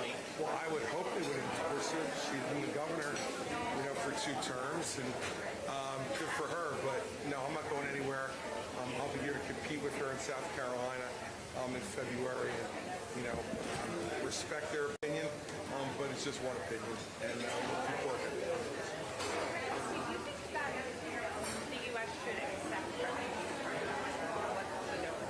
No, I don't think we should, and the reason is that we're doing plenty already. Everyone has to play their role in helping to deal with this conflict, and I think the role the U.S. can play is twofold. One is absolutely supporting Israel in maintaining their territorial integrity and their existence, and that's first and foremost. Second, we should always be working to be an agent for peace in the region and be a fair broker in that regard as well. But I don't think that our role is to take refugees all the way from Gaza to here. There's plenty of folks in the region who should be willing to help in that circumstance if it's needed, but I don't think it should be us. Donald Trump announced he's actually going to check into rally in Florida tonight in the next debate. What's your reaction? He's going to hold a rally in Florida? Who cares? Who cares? He'll have to pay people to come. No one cares. Everyone will be watching the debates, and he's a coward. He's a complete coward for not showing up, and he shows incredible disrespect to the voters in the Republican Party. So let him hold his rally wherever he's going to hold it. I quite frankly don't care. How confident are you that you will make the debate stage in Miami? Absolutely confident. Why should folks here in the Low Country, South Carolina vote for you? Look, because what they want here, sure more than anything else, is for Washington to get things done again. And we can't elect a speaker. We can't pass a budget. We can't pass aid to Israel or to Ukraine, which is necessary. We can't secure the southern border. All the people in Washington, D.C. do is talk, and they don't get anything done. And the difference with me, as opposed to any other folks in this race, including the two people from this state, is that I actually had to work with a Democratic legislature to get things done in a very blue state as a conservative Republican. That's what we need. That's the recipe we need in Washington. Someone who knows how to work across the aisle as a conservative and get things done. The last president who did that was Ronald Reagan. I think he did pretty well. Christie, I heard you talk about your relationship with Senator Scott. I'm wondering if you could tell us about that. Well, Tim and I have known each other for 10 years. I came down here to campaign for Tim, and we were just texting each other this morning. He's out in Iowa, and I'm here, and I wanted to let him know I was here in South Carolina, and so he and I are going to talk later today. We're friends. We're competitors, but we're friends. I have great respect for Tim. I think he's a fine United States senator and a really good man. So we're friends. On the topic of Gaza, there are currently hundreds of American citizens who are still stranded there. The president said that they're going to work to try and get them out. I'm just wondering, what do you think the United States should be doing to get those people out of there? What steps do you think Biden should be taking? As much as possible. Look, there are people coming in and out of Israel right now. I see members of Congress leaving and going to Israel. If we can get them out of there, we should be able to get our own citizens out of Israel and Gaza if they want to leave. It shouldn't be that hard, and that's why the president is having such a hard time doing it. 21 days later, and there's the big thing. We don't have any speaker. We don't have a clear one. I think our party looks inept. They look like the gang who can't shoot straight. Like, let's get it done. Pick somebody. At this point, honestly, I could care less who it is. But we have a lot of work to do on behalf of the people of this country and folks around the world who are counting on America's help to deal with some very difficult circumstances in Israel and in Ukraine. And our southern border needs assistance desperately. Let's get a speaker. Let's get back to work. Anything else? Your impressions on the city of Beaufort, your visit today? I've been here before, so I know how beautiful Beaufort is. It's a great spot. We're really, really touched to be invited to the Tabernacle Church this morning. It was great of Pastor Hodges to invite us and give us an opportunity to speak to the congregation. And so it's a beautiful place, and I thought this morning it almost looked like we coordinated our messages. We didn't, but it almost looked like we did, and I think that tells you something about the similarities between people, no matter your race or color. People are tired of the anger and division in this country, and we need to do better. And I'll try to do better as president. All right, thank you guys. We spoke a lot about how important South Carolina is in the election. Last night in Charleston, can you think a little bit more about what the strategy is here? It wasn't until since last July, since the July that you were here, so it's been a few months. Yeah, look, decided, I didn't want to come down here a lot during the summer when people are vacationing and enjoying themselves. The last thing they want to see is a politician asking for their vote. So now that we're into the fall and we're into the season now where this is becoming really important and people are back to their normal lives and away from the summer, it's time to come down and start getting their attention. So that was an absolute conscious decision of mine to not interrupt people's vacations down here, but to come down now when they're going to start to focus on the race, and so am I. We have plenty of time, 4.5, 5 months before people vote here in South Carolina, so they're going to see plenty of them. What about Iowa? Any intention on going there? Not at the moment. Great, thank you guys. I'm sorry, Governor DeSantis, there was a report earlier this week in the New York Times saying that his super PAC is helping to pay for his private air travel. There were indications from them that maybe he was pushing it down to campaign finance law. You're a federal prosecutor. I'm just wondering what your reaction is to that. I fly commercial, so should he. We'll see you. Thank you. Thank you. And it's always great to see our former president and two-time nominee playing the extraordinarily constructive role he always tries to play by saying after Tom Emmer dropped out of the race today, "I killed him." That was his quote. "I killed him." Now, of course, he only had time to do that after he left his trial today, where he watched his former lawyer testify under oath that he regularly was instructed to lie by Donald Trump to increase fraudulently the value of his assets so he could make the Forbes 400 list. Because, of course, that's the most important thing in the world, is to be on the Forbes 400 list. Look, everybody, I had a reporter ask me today, when are voters going to start to understand some of this stuff? It is long overdue, and I'm not giving up or giving in explaining that I've known this guy for 22 years. He does not care about anyone other than himself. No one. He doesn't give a damn about this country, and his conduct every day proves he doesn't give a damn about this country. And when the House of Representatives can't elect a leader, instead of saying, you know what, this is what a real leader would do, I'm getting on my plane, I'm coming to Washington, I'm getting in a room with all 222 of you, and we're going to figure this out, and I'm not leaving until you pick someone. Instead, he's got to be up at his trial protecting his fake money. Instead, he calls reporters on background and says, "I killed him," and talking about a guy who actually was trying to provide some leadership to the House of Representatives, and Tom Emmer, who's a guy I know, and is a really good person. Whether you agree or disagree with all of his votes or all his politics, I say this all the time. The only person you agree with 100% of the time is you. And me too. I only agree with me 100% of the time. And, we shouldn't be having that test. And it's embarrassing. You said in there that you thought New Hampshire will decide whether or not Donald Trump is the nominee. Would it assist to have less people in this race, to coalesce around an alternative to Trump? The candidates have to force that coalescing, not anybody else. And so I think there'll be some. Look, I think there'll be a lot fewer people on the stage for the debate in Miami on November 8th. That'll help. And we got 3 months still. So, people have time. And you see even up here now, in my last 2 visits here, the last 2 weeks, there's more attention being paid than there was before. When I was up here in July and August and September, people were courteous, but they weren't yet focused. You can see this morning, people are focused now, and they've got questions, and they've got comments, and things that they feel, and I think, we're going to get closer and closer to that, and that'll mean that some candidates, let's face it, most of these candidates have moved to Iowa. I'm the one who's here. Everybody else is fighting in Iowa. Good, let me fight in Iowa. I'll spend all my time here and collect as many votes as I possibly can, and when they come, they're going to be faced with a surprise, Trump included.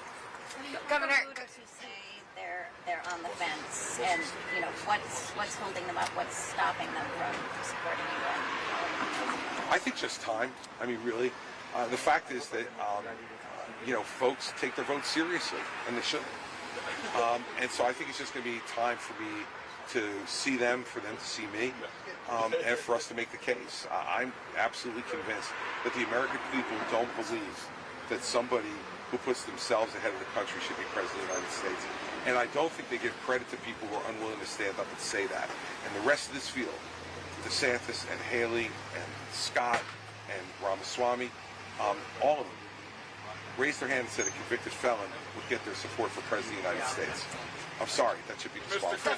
Governor, I want to talk about the Speaker of the House. You said that we are grateful that, or you were grateful that we might have a Speaker today. However, the Speaker nominee, Mike Johnson, was denied the 2020 election results. He is arguably an election denier. Do you support that? No, he was wrong. But, you know, we need to get the Speaker of the House. And we've had election deniers as nominees. We've had non-election deniers as nominees, and none of them have been able to get to 217 votes. What I care much more about at the moment is that we get aid to Israel. What I care much more about at the moment is that we get aid to the southern border. What I care much more about is that we get aid to Ukraine. Those are things, and that we get a budget passed. Those are things that need to be done. We can continue to have the false election denying argument, and we will continue to have it. But I just am happy, as I said, that it appears they're going to pick someone. He might not be my choice, but that's okay. We need to get the work done that the people sent them there to do. And this 3 weeks has been an embarrassment to our party and to our country around the world, and it needs to end today. Can you talk more about the danger of not having a House Speaker? You mentioned that last night. No, well, it's just the danger is that the country can't react to things that are happening around the world. We should have already voted an aid package to Israel. We should have already voted an aid package to Ukraine. And the fact that that doesn't happen is a huge problem. And it creates uncertainty with our allies, and it creates opportunity for our enemies. And that's what I mean by the danger. Governor, Turkish... All right, how was Carl last night? Was he all right? He's fabulous. Carl Good, is okay. great. All right, You're good. next. Yeah, I'm next. I'm next. He warned, huh? We even did the copper door. You did the copper door. Very well done, Carl. Very well done. the Residence Inn? The Residence Inn was fine. You know, I usually stay at the Hilton Garden Inn. Yeah. So it was a real switch for me, but it was fine at the Residence Inn. It Is was that going to okay. be the new residence of... I don't think we're going to make a full commitment to that. We're still shopping. We'll see. Like some people came are up in saying. there. Somebody mentioned Trump comparing himself to Nelson Mandela. What do you think of that? It's outrageous. It's outrageous. Nelson Mandela fought apartheid. What the hell has Donald Trump fought that anywhere close to apartheid? He fights for himself. Look, he's in huge trouble now. Mark Meadows, listen, I did this for 7 years, as you guys know. You do not give immunity, complete immunity, to the former White House Chief of Staff unless he's got information that is devastating and that you couldn't get any other way. Donald Trump is in huge trouble, and our party needs to wake up to the fact that he will not be the next president of the United States. He is much more likely to be in different federal housing than the White House. Governor. Heard the FBI director yesterday testifying that he's much more concerned about a foreign terrorist attack happening in America now than he has been in a long time. And for good reason. Because of what's going on around the world and what's going on at our southern border. If I wanted to come into this country illegally, I know where I'd go. You know, El Paso, Texas. There are too many opportunities for bad people to get into this country. But don't just fall for a candidate saying to you, I'm going to strengthen the border and I'm going to send the army into Mexico. I mean, seriously, do we really think that President Ron DeSantis would actually send the American army and invade Mexico, our largest trading partner? I don't think so. But it sounds tough. And so does, I'll shoot him stone cold dead at the border. This sounds very much to me like the guy who 8 years ago stood up here and said, I'm going to build a big, beautiful wall across the entire border of Mexico, and Mexico's going to pay for it. Now, we know that he got 52 miles of new wall in 4 years, which means he'd only need another 110 years as president to finish the whole wall. But what we also know is the hypocrisy of Donald Trump. He stood behind a podium last week and said, you'd have to be dumb to think he was actually going to get Mexico to pay for the wall. Now look, I know there are a lot of people in this country who have short memories, but people in New Hampshire are not one of them. You know how many times he came up here, because I was here running against him.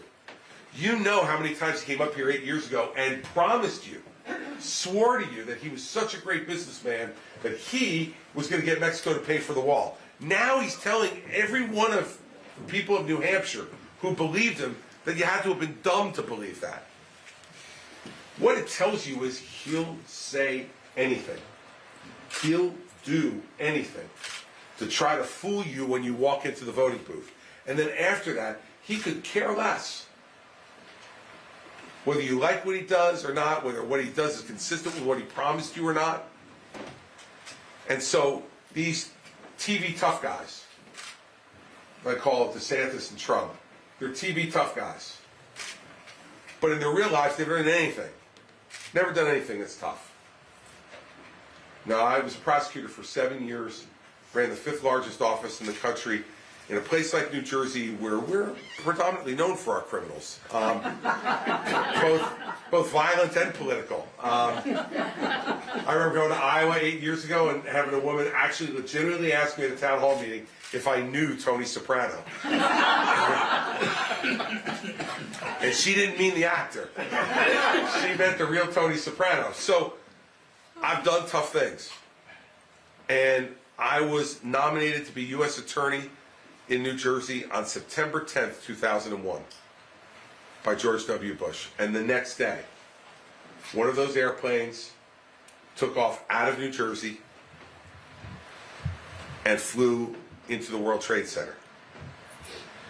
You know, in the end, when that becomes your responsibility to be a part of that investigation, and then ultimately to stop 2 other terrorist attacks while I was U.S. Attorney, a missile attack on airplanes, and a proposed attack on Fort Dix on our military base in New Jersey.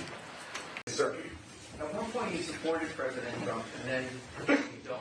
What was the catalyst, or what happened to make you cross that line? But secondly, I'd like to get your impressions on Ukraine. There's a big push right now to defund or not fund Ukraine, and I'd like your impressions on that. Sure. So on the first piece, you know, I ran against him 8 years ago. So I didn't want him to be president. I wanted to be president, but it didn't work out. I was my own first choice. But when it became clear to me after South Carolina 8 years ago he was going to be the nominee, I didn't want Hillary Clinton to be president. And so if he was going to be the nominee, I was going to work, and I'd known him at that point for 15 years. I was like, okay, I'm going to work to try to make him the best candidate he can be, and hopefully the best president he can be. And I worked hard to try to do that. Now, there were things that happened during the presidency that gave me concern, and I was in the private sector then, and I was on TV a lot, and I would speak out against the things I thought he was doing that were wrong. And the reason I know he heard it was because he would call and yell at me about it. But the night that broke it for me was election night 2020. I was on TV for ABC, and he came out at 2:30 in the morning and told all of us the election was stolen. And I knew from my experience that there was no way he could have known that he was lying. But he was lying because he cared more about himself than he cared about the American people. And to me, to do that in the East Room of the White House behind the seal of the president just went beyond anything that I could accept. And so I said that on TV that night, and we haven't spoken since. And we had known each other at that point for 19 years. But when you're given that job, you have to put the people first. And sometimes it hurts. And I've won races and I've lost races. Winning is definitely much better. But you know what? When you get into this, you got to know that there's a chance you can lose. And you got to lose like an adult. And so many people still believe that election was stolen because he told them it was. Because they watched that night and saw the President of the United States is telling me it was stolen. Well, he must know something we don't know. Let me clue you in on something. He didn't. And that's part of what Mark Meadows is going to testify to, is that he was lying right from election night forward. And that's beneath the office he was privileged to hold. And so when this race started, I could see people running against him who were not willing to criticize him directly. I mean, heck, Nikki Haley for the first time was just starting to say his name. I thought he was Voldemort from the Harry Potter books. Shall not be named. Listen, DeSantis is now finally saying his name every once in a while. It's really refreshing to see that people finally woke up and realized who the front runner is and who you got to beat. But I'm in this race because no one was going to take him on directly, and I am. No one else will in this race. And that should tell you something about what risk they're willing to take on your behalf. We understood that America was the indispensable country for peace, with alliances at the heart of that strength. But we have short-sighted isolationism running rampant in the House caucus because all of them are following the siren song of Donald Trump. They can't run fast enough to kiss his rear end. It's absolutely the truth. Ron DeSantis also wants to ignore Putin's aggression, and he says that what's going on in Ukraine is nothing more than a territorial dispute, and that the solution to it is for Europe to do more, even though, as a percentage of GDP, Europe is already supporting the Ukrainians at a much greater rate than the United States. But I guess that briefing didn't get as far south as Tallahassee. Vivek delivers these canned one-liners about the war in Ukraine and has laid out his plan for solving it. Give the Russians all the land they've already seized. Give them an assurance that Ukraine will never be in NATO. In return, Putin will no longer deal with President Xi. That certainly had to have come from his education at Harvard.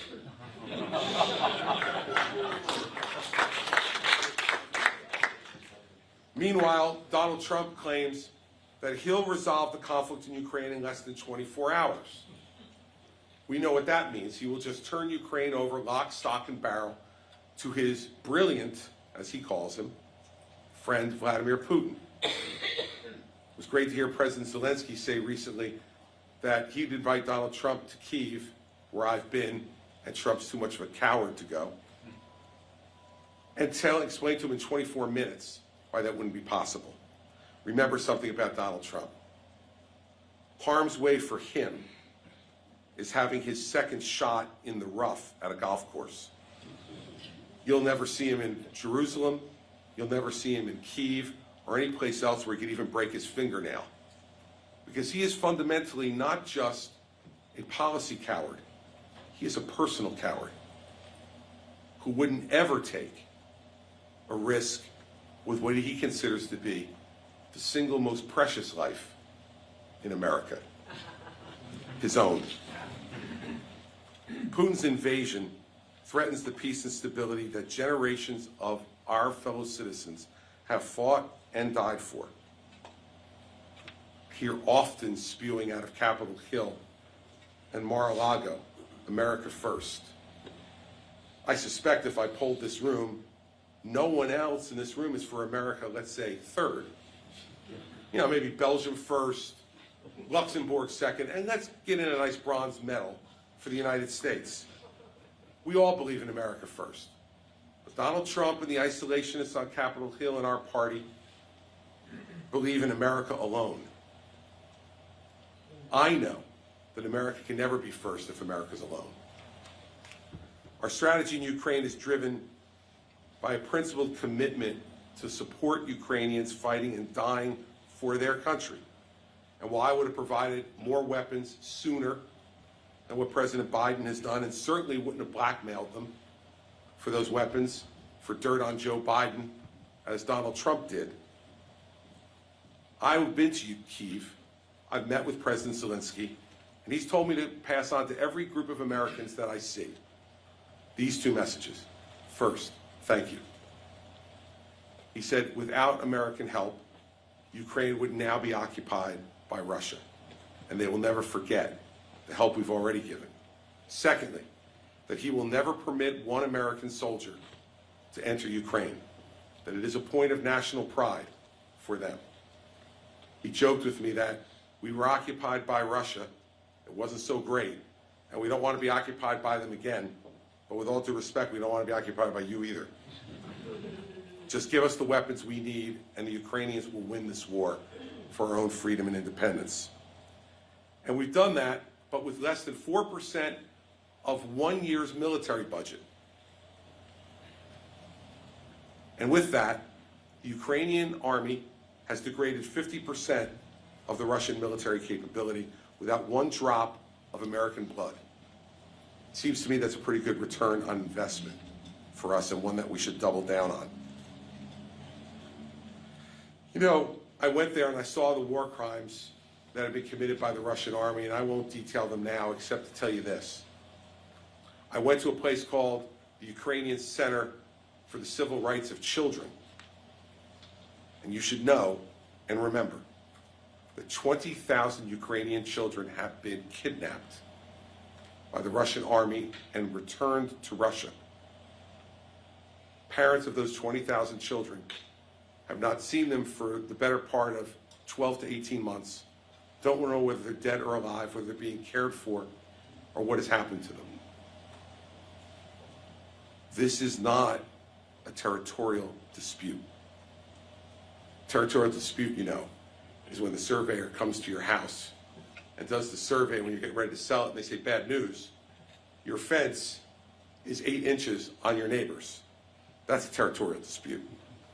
The kidnapping of 20,000 children, ripping them from their parents' arms, is not a territorial dispute. If America does not stand up against that type of authoritarian barbarism anywhere in the world, then we are not the country that we have been, and that, at least I hope, we continue to be. This is nothing more than head in the sand isolationism, everybody. And while it may make you feel good for a moment, it will make the world a fundamentally unsafe place.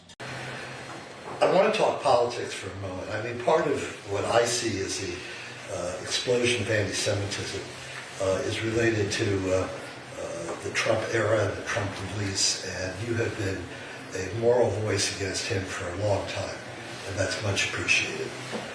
But the political question I have is, how are you going to win? How are you going to prevail, given the scenario of the Republican Party? And maybe that's an unfair question for this forum, but it's the only thing I can think about. I don't think it's unfair. Look, I think the way I win is right here. And if you saw some of the recent polling that came out in the last couple of days and shows me gaining here, I think because this is a state of reasonable, smart, informed people who want a different choice. And it's not going to be easy. But I really believe that if we nick him here, I don't necessarily have to beat him here, but just come close even, he'll start to believe politically. And I can't tell you how many people in New Hampshire come up to me and whisper to me, whisper, go get him. Now, I'm now using a phrase at my town hall meetings. I said, New Hampshire doesn't whisper. New Hampshire roars because of their position in our presidential selection process. But look, what I'd say to you is, and to everybody that you talk to or here, like, this is the place where we have to make the stand. If we don't get Donald Trump here, he's going to be the nominee. And so this is not one where we can all say, well, eventually it'll work out. I'm spending all my time here. I have not spent 1 minute in Iowa because there's no hope there for somebody like me. But there's hope here. And if you look at the recent polling for him, he's at 40, 42% here in New Hampshire. That means that 58 to 60% of the Republicans in this state don't want him. That's what gives me hope. Is, you see these national polls that show him at 58 or 59. Well, that overweights some of the South, and overweights some of the Mountain West. But that's not the way we elect a president in this country, or nominate a presidential candidate. It's state by state by state. And this race will change immediately if I beat him here. Immediately. Because the people who are whispering will now know they can speak out loud. They get courage all of a sudden. We can't expect everybody to have courage. I mean, Mary Pat saw it. This woman, I was walking out of a restaurant yesterday for lunch, and she was probably in her early 70s, and she was there with her husband having lunch. And I walked by, I said hi, and I got by her, and she grabbed my arm. And I turned around and looked at her, and she said, so I leaned over and she said, hey, I love what you're doing, go get him. I said to her, I'm going to try, but why are you whispering? And she said to me, because a lot of my friends don't like when I say this stuff. Look, here's what you need to know about some of the Trump supporters, is they are the loudest, like their leader. But it doesn't mean that the volume of their voice represents the amount of support. And I think that you're having an opposite effect, since we're talking politics, of what happened in 2016. In 2016, you didn't see one poll with Donald Trump winning the presidency, not one. And in fact, we were on a call that night of the exit polling at 5:30 in the afternoon on Election Day that said Hillary Clinton was going to get 360 electoral votes and the Democrats were going to win the House and the Senate. As we know, that's not what happened. Why? Because people were lying to pollsters all along, and they were even lying when they came out of the voting booth. Because it was not politically correct to say at that moment you were for Donald Trump. He was running against the first female nominee for President of the United States in our history, and he was Donald Trump. So it wasn't politically correct to say you were for him. I think the exact opposite is happening on this polling now. And the whispering tells me I'm right. If a pollster calls you, people are so distrustful right now. They don't want to tell that person they're not voting for Trump. Yeah, I'm voting for Trump. Good, there you go. Goodbye. And get off the phone. I think there are a lot of whisperers right now. And if we do well, those whisperers are going to feel empowered to raise their voices. So, I may not be right. My analysis may turn out to be wrong. But this is the only way to beat him. You know, you're not going to beat him with Nikki Haley or Ron DeSantis. I'm telling you, you cannot beat him with people who would raise their hands on the stage and say, even if he's a convicted felon, I will support him. And that's what they said in the first debate. And you'll remember, if you watched the first debate, I was the only one that didn't raise my hand, and I got booed by 7,000 people in that arena in Milwaukee. And that's what they can't bear. But I'm a Republican from New Jersey. I'm just getting booed all the time. Like, it's just a part of life, right? And so you can't be worried about being booed if you want to be President of the United States. And we've got to have a higher standard in our country than allowing, and he will be convicted this spring in Washington. He will be. And we have to have a higher standard than having a convicted felon for President of the United States. If Washington and Adams and Jefferson and Franklin had known that someone would have the audacity to run for president as a convicted felon, they would have put that in there with 35 years old and natural-born American citizen and not a convicted felon. They would have thrown it in. They never thought we'd have the audacity to actually do it. I said last night, Adams in particular is spinning in his grave right now. He cannot believe that the country he fought to form and the government he helped to create could be led by somebody like that. So look, I only know one way to do this, and this is probably a New Jersey thing too, like break through him. Not around him, not next to him, not cuddling up, not trying to be cute. Go at him. And he's not on these debate stages, I will tell you, for one reason and one reason only, it's because I'm there. And he knows I know his act, and as I've said many times, guys from New Jersey are expert at dealing with obnoxious people from New York. We've been doing it our whole lives. And he knows that's true.